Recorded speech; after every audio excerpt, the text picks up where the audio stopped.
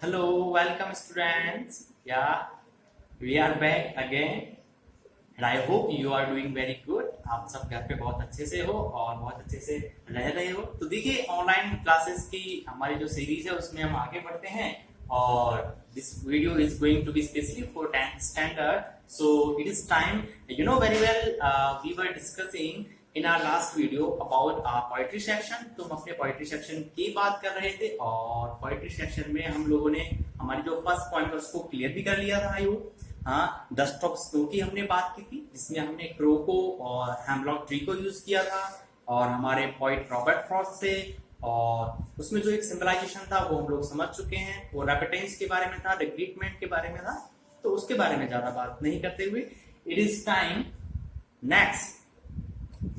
For our next point. And again Robert Frost is with us. Robert Frost दोबारा हमारे साथ आ गए हैं एक और नई कविता को लेकर के। हाँ, वो उसको हम नहीं कह सकते हैं। तो देखिए कविता के हम टाइटल की बात करते हैं सबसे पहले। तो as you can see on the board fire and ice, ठीक है ना। तो यदि if we want to discuss about the title of the point, the title of the point, पहले एक चीज मैं आप लोगों को क्लियर करना चाहता हूं कि जो ये POEM, ये जो हमारा वर्ड है जिसको हम लोग पोयम बोलते हैं, पोइम बोलते हैं, तो इसका करेक्ट प्रोनाउंसिएशन क्या होता है जरा इसको भी जान लेते हैं पहले। तो देखेंगे आप लोग जरा, आई होप आप लोग देख पा रहे होंगे। तो इसका जो करेक्ट प्रोनाउंसिएशन है पहले उसको समझ लेते हैं। तो इसका करेक्ट प्रोनाउंसिएशन होता है,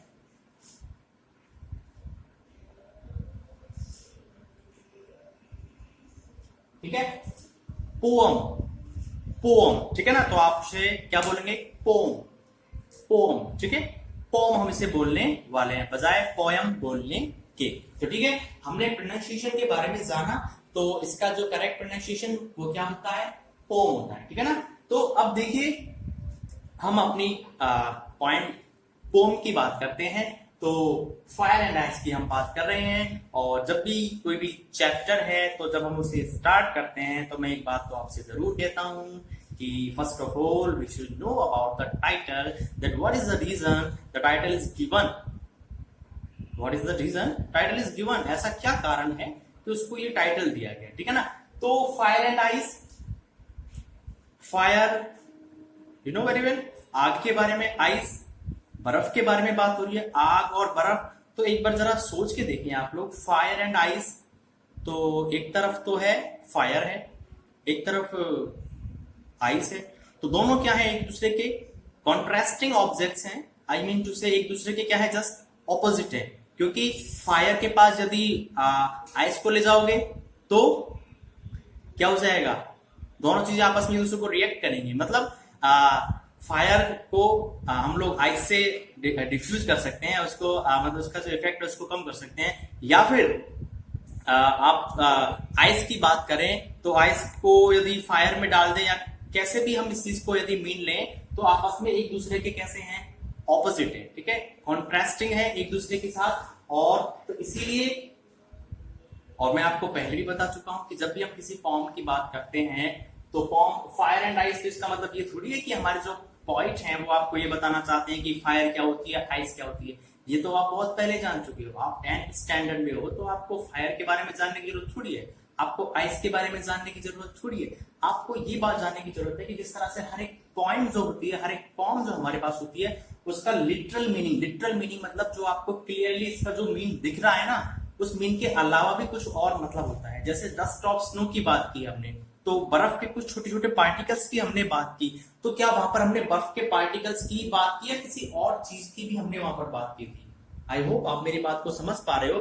तो हमने वहां पर सिर्फ बर्फ के पार्टिकल की बात ना करके एक अच्छा लेसन हमने इस पॉइंट से लिया था। तो उसी प्रकार से फायर एंड आइस का रिप्रेजेंटेशन यहाँ पर कुछ और अलग तरह से है, लेकिन उसको जानने के लिए हमें इस पॉइंट को पढ़ना पड़ेगा, ठीक है। So it is time for the reading of the point. So देखिए हम रीडिंग स्टार्ट करते हैं और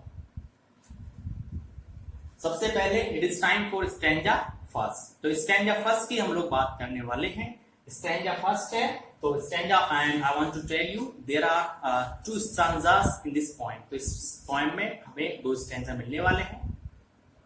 देखिए जरा, स्टैंजा फर्स्ट की बात कर रहे हैं। And some say the world will end in fire.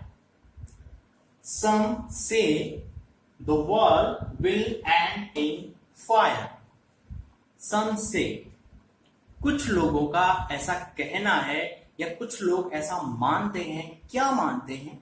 ये मानते हैं the world will end in fire. Fire तो आप जानते हो कि कुछ लोग ऐसा मानते हैं कि जो वर्ल्ड है, ये जो संसार है, उसकी जो समाप्ति होनी है या उसको जो नष्ट किया जा सकता है वो किससे किया जा सकता है, वो किसके थ्रू समाप्त होगा, किसके माध्यम से वो समाप्त होगा। तो ऐसा बताया जा रहा है। कुछ लोग तो क्या मानते हैं, वो आग से, अग्नि से, थ्रू फायर।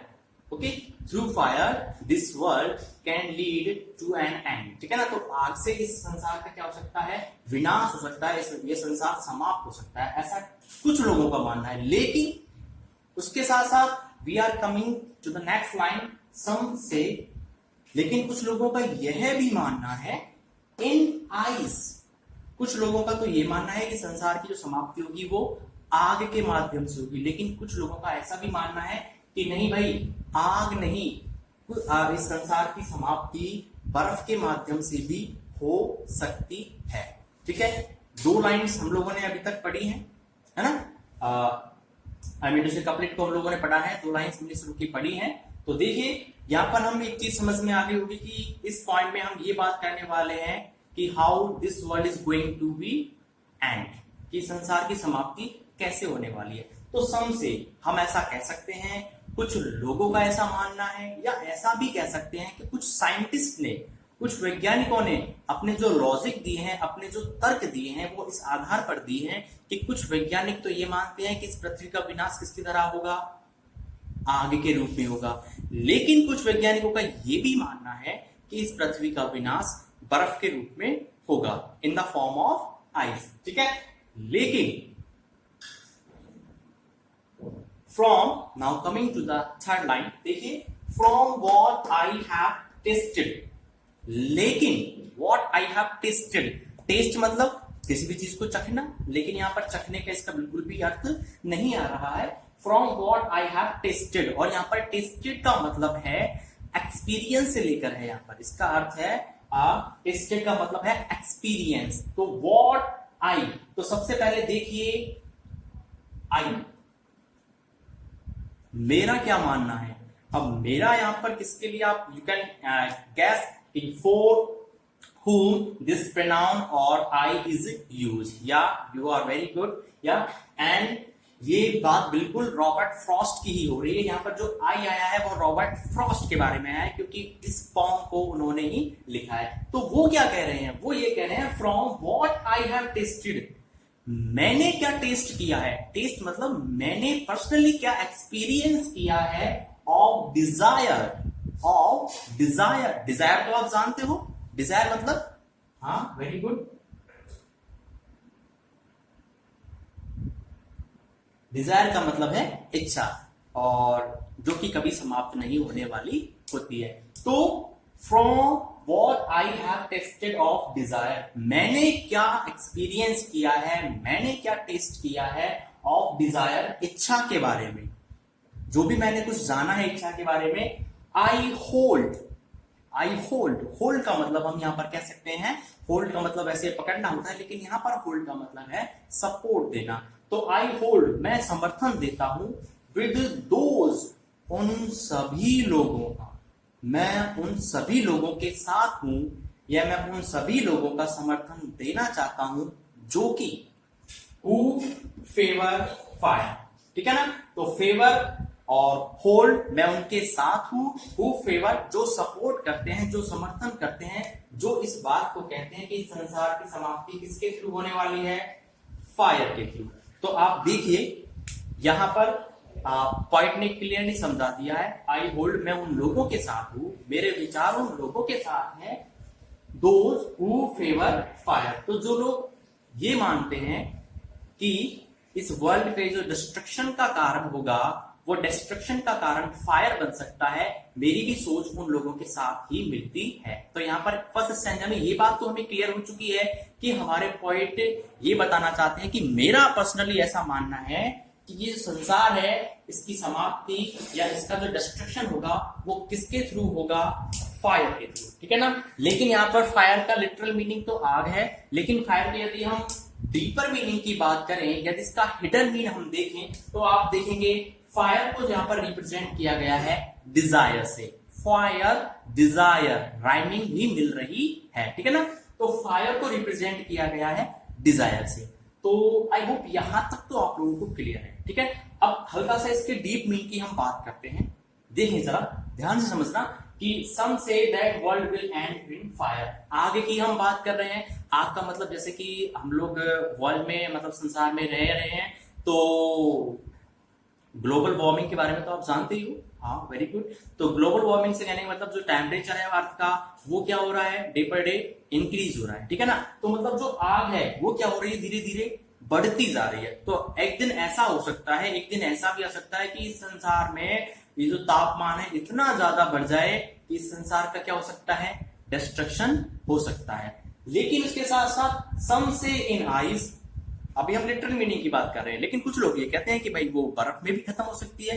अब यहाँ पर बर्फ का मतलब क्या है, ग्लेशियर वर्ड को शायद आपने सुना होगा, ग्लेशियर। हाँ, वेरी गुड। तो जब ग्लेशियर की बात करते हैं तो बहुत ही बड़े बड़े मतलब आइस के कह सकते हैं ना, आइस की फॉर्म में बहुत बड़े बड़े रॉक्स आ जाते हैं। बहुत ही मतलब एक वॉस्ट एरिया में हम बात करते हैं बर्फ की। तो ऐसा कहा सकता है कि ग्लेशियर्स में से जो बर्फ पिघल रही है, और वो बर्फ क्यों पिघल रही है, बर्फ कब पिघलती है, जब फायर से मतलब है टेम्परेचर क्या होगा, ज्यादा होगा, और जो कि डे बाय डे हो रहा है ड्यू टू ग्लोबल वार्मिंग। तो ग्लोबल वार्मिंग की वजह से वो टेम्परेचर बढ़ रहा है, इसलिए जो ग्लेशियर्स में जो बर्फ है ना वो भी क्या हो रही है, धीरे धीरे पिघल रही है, ठीक है। वो भी लिक्विड फॉर्म में आ रही है। तो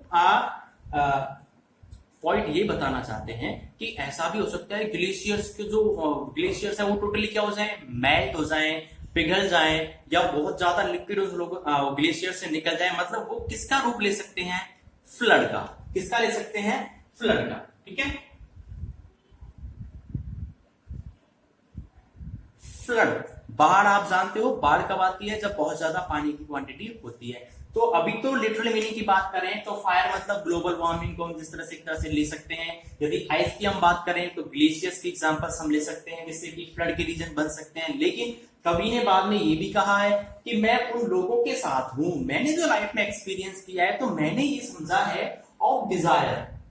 वो फायर वो बता रहे हैं डिजायर से, इच्छा, मनुष्य के अंदर की जो इच्छा होती है उसको फायर से सिंबलाइज किया गया है, ठीक है ना। तो वो जो अग्नि है, वो जो आग है, वो जो डिजायर है, वो क्या है, नेवर एंडिंग है। हमारे अंदर वो कभी समाप्त नहीं होती है। हमारी इच्छाएं डे पर डे क्या होती हैं, बढ़ती ही जाती हैं, वो कभी समाप्त नहीं होती है, because it is human nature, ठीक है ना। तो इसीलिए आई होल्ड विद दोज, तो इसीलिए मैं उन लोगों का साथ दूंगा जो लोग ये कहना चाहते हैं कि भाई, हाँ, उन्हीं लोगों का साथ दूंगा जो लोग ये कहते हैं ना कि इस वर्ल्ड को एंड किया जा सकता है किसके थ्रू, फायर के थ्रू। तो देखिए हम लोग डिजायर की बात कर रहे थे और पॉइंट ये कहना चाहते हैं कि मनुष्य के अंदर की जो आग है, और वो आग किसके रूप में है, डिजायर के रूप में, इच्छा के रूप में। तो वो क्या कर सकती है, मनुष्य को पतन की तरफ ले जा सकती है, या इस पूरे संसार को क्या कर सकती है, नष्ट कर सकती है। ऐसा किसका मानना है, हमारे पॉइंट का, रॉबर्ट फ्रॉस्ट का। ऐसा वो मानते हैं, और उनका डिजायर से मतलब है महत्वाकांक्षा होना, ठीक है ना, डिजायर होना। तो उनके according to Robert Frost, desire is like a sin, SIN, sin मतलब बुराई है या पाप है। तो मतलब जो मनुष्य की जो इच्छा है वो किसको, उसके पतन की ओर ले जाती हैं। Human desires lead to him और हर फॉर द डिक्लाइन, तो उसको पतन की ओर लेके जाती हैं। तो इसीलिए जो डिजायर है उसको कवि ऐसा मानते हैं कि जिस तरह से मॉडर्न एज में या वर्तमान समय में मनुष्य की जो इच्छाएं बढ़ती जा रही हैं मटेरियल गेन्स के बारे में, या मटेरियलिस्टिक थिंग्स के बारे में, भौतिक सुख सुविधाओं के बारे में, जिस तरह से इच्छाओं में वृद्धि हो रही है मनुष्य की इच्छाओं में, वो डेफिनेटली एक ना एक दिन क्या बनेगी, उसके पतन का कारण बनने वाली है। तो यहाँ पर डिजायर मतलब हमारी जो मटेरियलिस्टिक जो डिजायर है, या मटेरियलिस्टिक थिंग्स को गेन करने की, भौतिक सुख सुविधाओं को प्राप्त करने की हमारी जो इच्छा है, हमारी जो तृष्णा है, हमारी जो महत्वाकांक्षा है, उसको यहाँ पर एक सिन की तरह, एक बुराई की तरह रिप्रेजेंट किया गया है। और पॉइंट ये भी कहते हैं कि मैं तो उन लोगों के साथ हूं जो इस बात को मानते हैं कि इस वर्ल्ड या इस संसार की समाप्ति किसके रूप में होने वाली है, डिजायर के रूप में। ठीक है, अब हम बात करते हैं राइमिंग स्कीम की। ठीक है, ये हमारा फर्स्ट स्टैंजा था, राइमिंग स्कीम की हम लोग बात करने वाले हैं। और जब हम राइमिंग स्कीम की बात करते हैं तो मैं आपसे यही कहता हूं कि हम जिस भी स्टैंजा की बात कर रहे हैं उसमें आप देखिए पहले तो लाइंस कितनी हैं, तो यहाँ पर आप देखोगे 1 2 3 4 लाइन्स है स्टैंजा में। ठीक है ना, जो कि कॉमनली हमें देखने को मिलती है। अब उसके साथ साथ आप उस स्टैंजा में और उस पर्टिकुलर लाइन में लास्ट वाले वर्ड पर आ जाइए।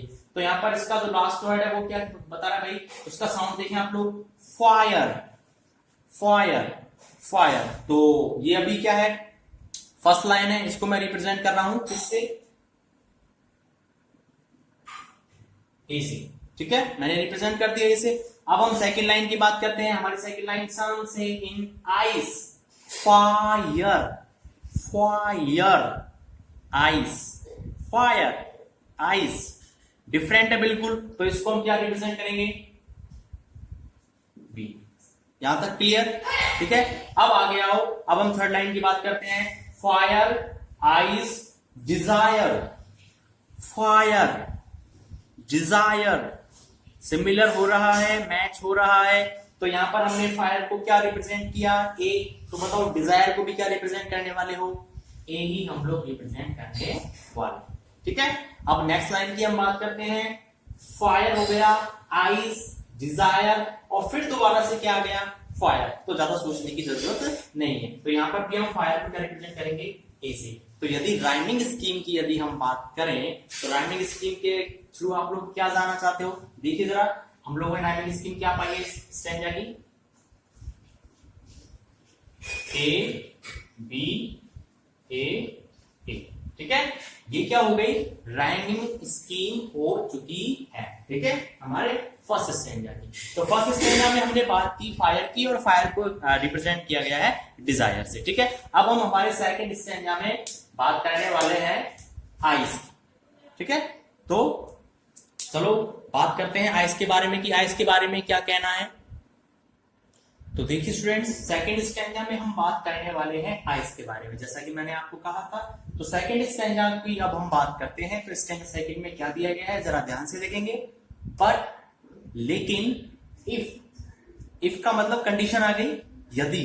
ठीक है ना, कवि ये कहना चाहते हैं कि पहली बात तो ये है कि जो फायर है, मतलब जो डिजायर है, जो इच्छा है, जिस तरह से संसार में बढ़ रही है, वो काफी है इस संसार की समाप्त करने के लिए। लेकिन यदि if it had to perish, ये पेरिस वो पेरिस नेम ऑफ प्लेस नहीं है, ये पेरिस का यहाँ पर इसका मतलब है टू डाई, मतलब समाप्त हो जाना या खत्म हो जाना।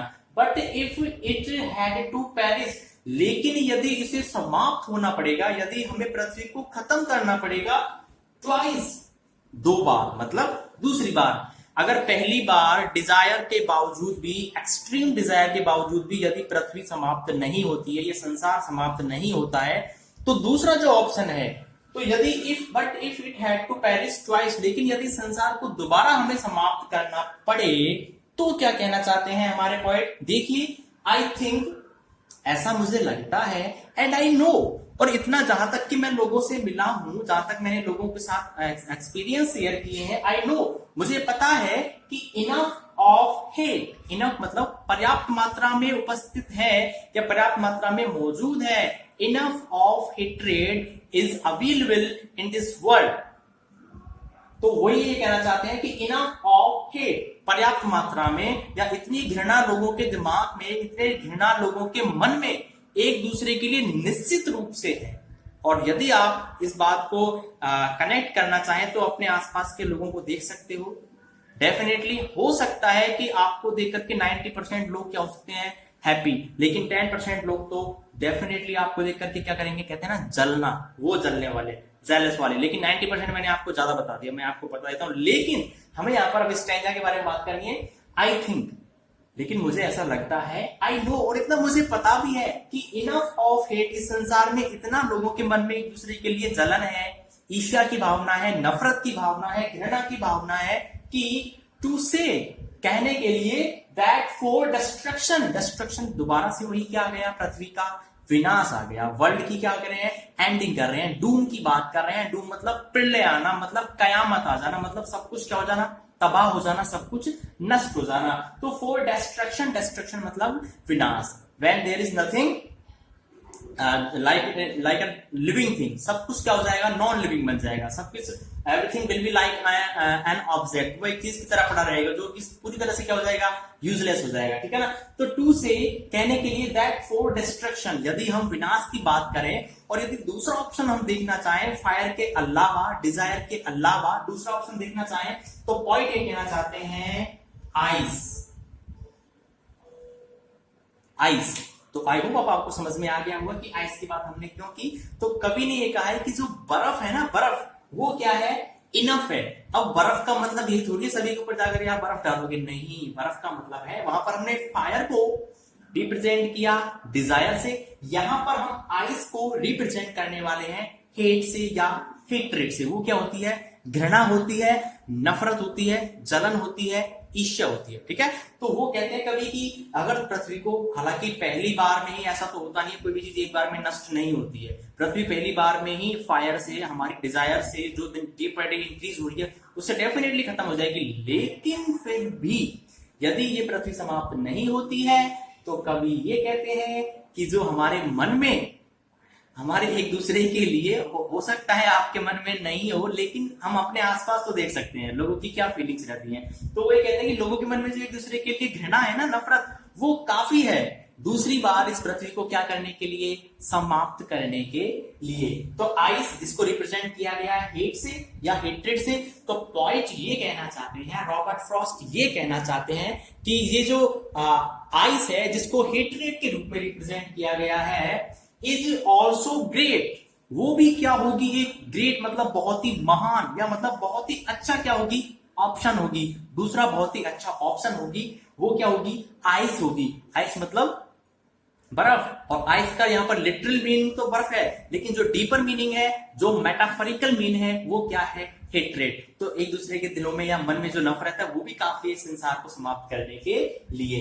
एंड, और आप पहले जरा देख लें इसको, आई होप अब आपको शायद दिख गया होगा, इज ऑल्सो ग्रेट, वो भी पर्याप्त है या वो भी बहुत अच्छा ऑप्शन है। And would suffice, and would suffice, एक वर्ड नया लग रहा हो आपको, सफाइस, वो सफिशिएंट से ही आप सिमिलर उसको कर सकते हो। सफिशिएंट होना मतलब पर्याप्त होना, एंड वुड सफाइस, और वो पर्याप्त होगा। तो रॉबर्ट फ्रॉस्ट ये कहना चाहते हैं कि यदि पहली बार, यदि हमारी जो डिजायर है ना मटेरियल गेन्स के बारे में, यदि उससे पृथ्वी बची जाती है, तो हमारे मन में इतनी ज्यादा डिजायर के अलावा इतनी ज्यादा घृणा, इतनी ज्यादा हेट्रेड है कि वो इस संसार को दूसरी बार भी क्या कर देगी, खत्म कर देगी। तो इसीलिए देखो यहां पर कहा गया है to say that for destruction, कि विनाश के लिए आइस, ये जो बर्फ है, इज ऑल्सो ग्रेट, ये भी कैसा रहेगा, बहुत अच्छा या बहुत ही शानदार ऑप्शन रहेगा। एंड वुड सफाइस, और वो क्या रहेगा, ये ऑप्शन भी पर्याप्त रहेगा इस संसार को समाप्त करने के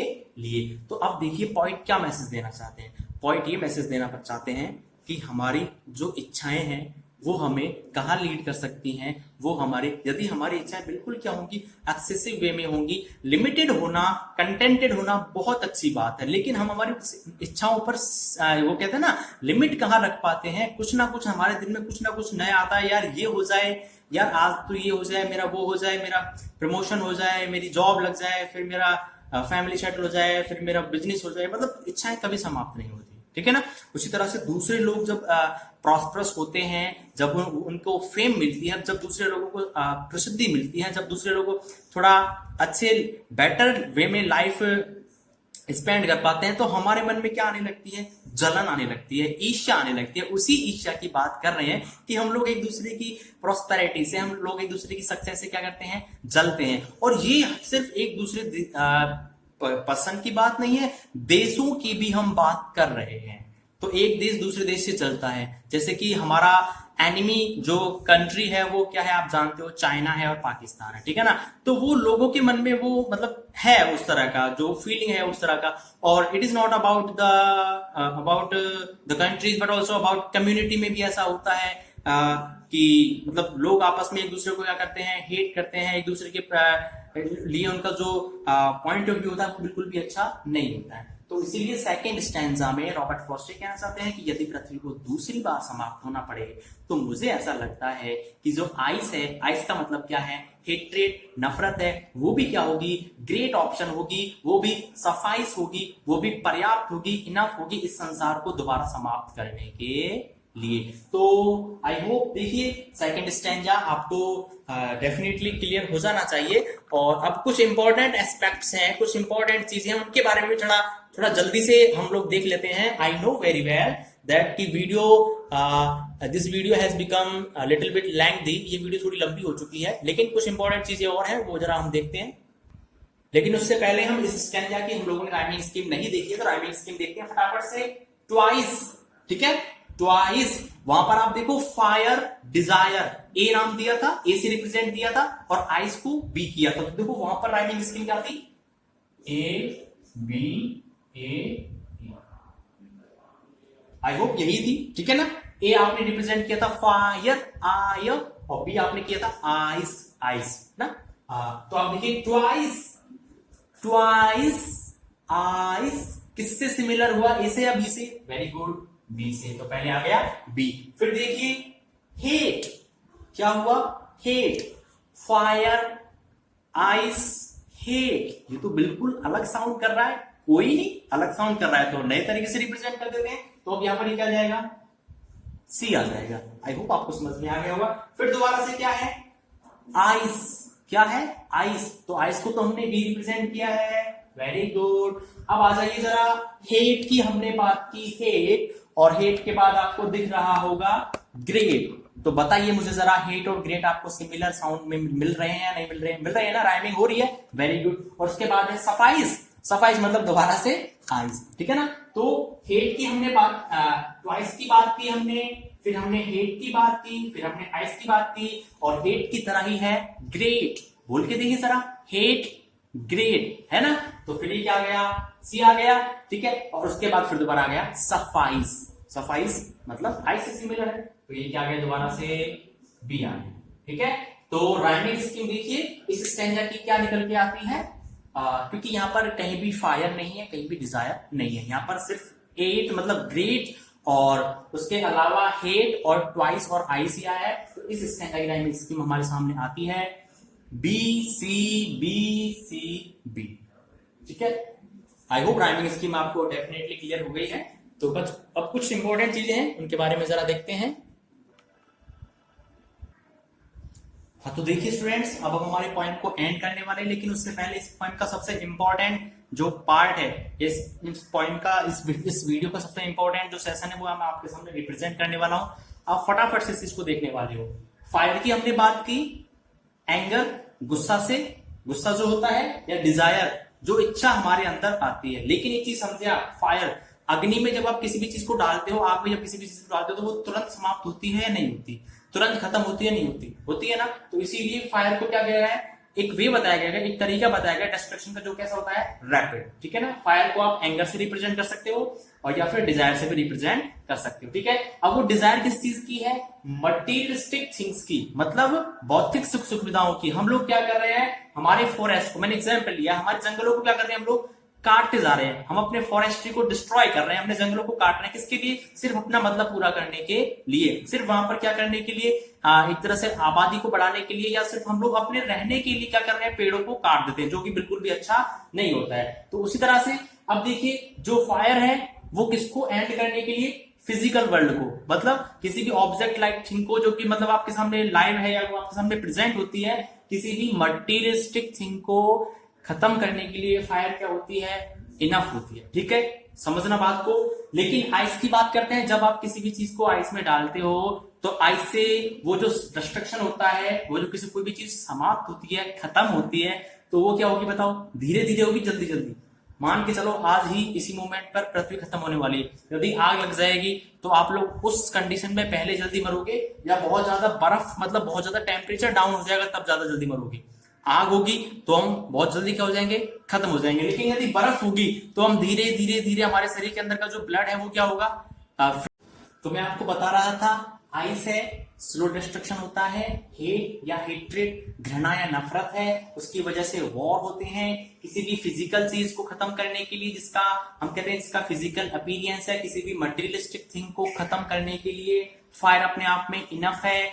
लेकिन इमोशनल वर्ल्ड जो हमारा भावनाओं से जुड़ा हुआ संसार होता है ना, वो भावनाएं हमारे किसका कारण बनती है, एक दूसरे की जलन का या नफरत का, ठीक है। और वो जलन और नफरत किन चीजों को आकर देख करके होती है, वो फिजिकल चीजों को या मटेरियलिस्टिक थिंग्स को देख करके आती है। लेकिन हम बात कर रहे हैं इमोशनल वर्ल्ड की, तो जो हमारा इमोशनल जो हमारा वर्ल्ड होता है, हमारा जो कह सकते हैं भावनात्मक जो संसार होता है, उसको समाप्त करने के लिए, तो उसको समाप्त करने के लिए जो आइस है, जो हेट्रेड है, वो क्या है, इनफ है, अपने आप में पर्याप्त है, ठीक है। तो आई होप हो सकता है इस वीडियो को मैंने कुछ ज्यादा लेंथी बना दिया हो, चीजों को ज्यादा एक्सप्लेन कर दिया हो, लेकिन मुझे लगा ये पोएम बहुत ही अच्छी पोएम है, और not only for the students of the 10th standard but कि हर एक स्टूडेंट को ये समझनी चाहिए, क्योंकि इस मैसेज में, इस पॉइंट में बहुत अच्छा मैसेज है कि हमें किसी भी चीज के लिए ज्यादा डिजायरस नहीं होना चाहिए, ज्यादा इच्छा नहीं होनी चाहिए, और हमें हेट्रेड की फीलिंग्स को बिल्कुल क्या कर देना चाहिए, गिव अप करना चाहिए, हमें लोगों से बिल्कुल भी नफरत नहीं करनी चाहिए। इसीलिए हमारे पॉइंट हमें वार्निंग देना चाहते हैं, जरा देखिए आप, वार्निंग, चेतावनी दी गई है हमारे पॉइंट रॉबर्ट फ्रॉस्ट के द्वारा, क्या, टू कंट्रोल आवर इमोशंस, हमें अपने इमोशंस पर, हमें अपनी भावनाओं पर, हमें अपने संवेगों पर क्या रखना चाहिए, नियंत्रण रखना चाहिए, जिससे कि ना तो हमारे मन में कभी किसी के लिए हेट्रेड की भावना आएगी, और ना ही हमारे दिमाग में बहुत ज्यादा इच्छाएं उत्पन्न होंगी। तो ना बहुत ज्यादा इच्छा हमें रखनी चाहिए, और ना ही हमें किसी से नफरत करनी चाहिए, ठीक है। इच्छाएं रखना लेकिन लिमिट में रखना बिल्कुल सही है, लेकिन आउट ऑफ लिमिट हो जाना बिल्कुल गलत है।